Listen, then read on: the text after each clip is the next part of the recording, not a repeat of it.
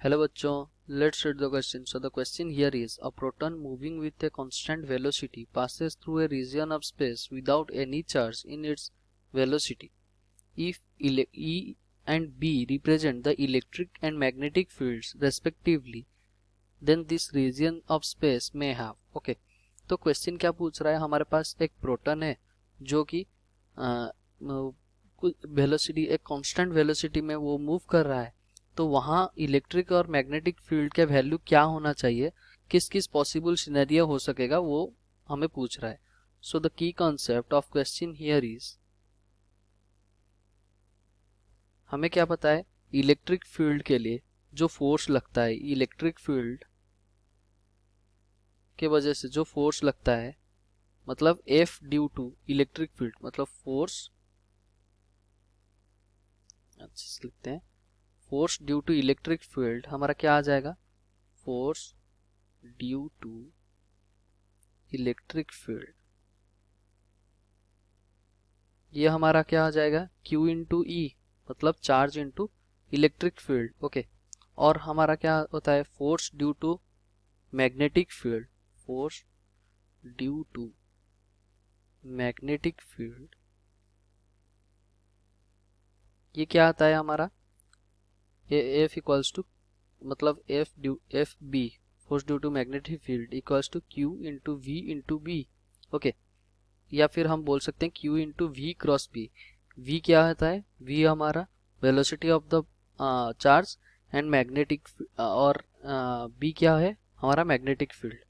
तो मान ले, तो हमारा क्या दिया है, पहले सिचुएशन में क्या दिया है, पहले सिचुएशन में दिया है एफ ई और बी जब दोनों जीरो हो. ओके, तो दोनों मैग्नेटिक और इलेक्ट्रिक फील्ड अगर दोनों जीरो हो, पहले फर्स्ट कंडीशन में E equals to zero and B is also equals to zero, इसका मतलब हमारा मैग्नेटिक फील्ड कुछ भी कोई भी नहीं है, मतलब जीरो मैग्नेटिक फील्ड है, और इलेक्ट्रिक फील्ड भी जीरो, मतलब इस डायरेक्शन में अगर चार्ज को हम कुछ वेलोसिटी में छोड़ दे तो वो इसी डायरेक्शन में without change in velocity move कर जाएगा.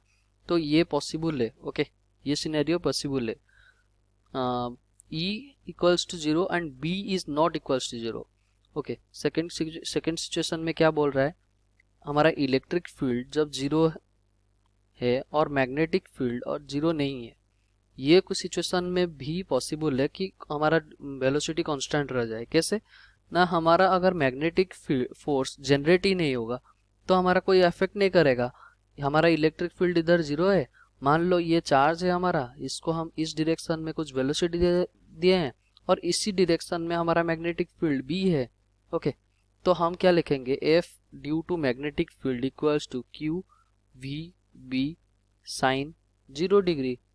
उसका मतलब ये इसका वैल्यू कितना आ गया, force due to magnetic field कितना, जीरो हुआ, मतलब ये भी without change in velocity move कर सकता है. ये सिनेरियो भी पॉसिबल है.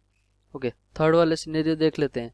हमारा क्या दिया गया है, E is not equals to zero and B is equals to zero. मान लो हमारा इलेक्ट्रिक फील्ड जीरो नहीं है और मैग्नेटिक फील्ड जीरो है, इलेक्ट्रिक फील्ड जीरो नहीं है और मैग्नेटिक फील्ड जीरो है. उसका मतलब हम मान लो ये चार्ज हमारा Q हुआ और इसको कुछ वेलोसिटी V दे दिए और यहाँ हम कुछ उसको इलेक्ट्रिक फील्ड दे दिए. अगर यहाँ इलेक्ट्रिक फील्ड दे दिए तो हमारा फोर्स क्या लग जाएगा, F force due to electric field equals to Q into E. Okay, उसका मतलब इसके पास कुछ एक्सेलरेशन रहेगा तो उसका चेंज इन वेलोसिटी भी होगा. तो इस कंडीशन में वेलोसिटी हमारा कांस्टेंट नहीं रहेगा, वेलोसिटी चेंज होते रहेगा. फोर्थ कंडीशन क्या बोला है, E is not equals to zero and B is not equals to zero.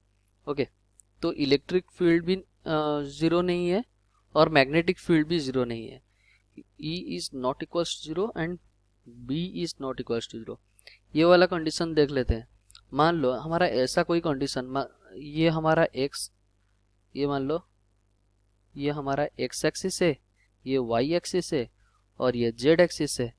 Okay, यहाँ हम कुछ इस डायरेक्शन में x एक्सिस के डायरेक्शन में हमारा एक चार्ज को हम वेलोसिटी से प्रोजेक्ट किए, तो हमारा मान लो इलेक्ट्रिक फील्ड है, ये जीरो नहीं है, हमारा इलेक्ट्रिक फील्ड इसमें जीरो नहीं है पर ये y एक्सिस में डायरेक्ट कर रहा है, और हमारा जो मैग्नेटिक फील्ड है वो किस डायरेक्शन में, वो बी मतलब जेड एक्सिस में डायरेक्ट कर रहा है।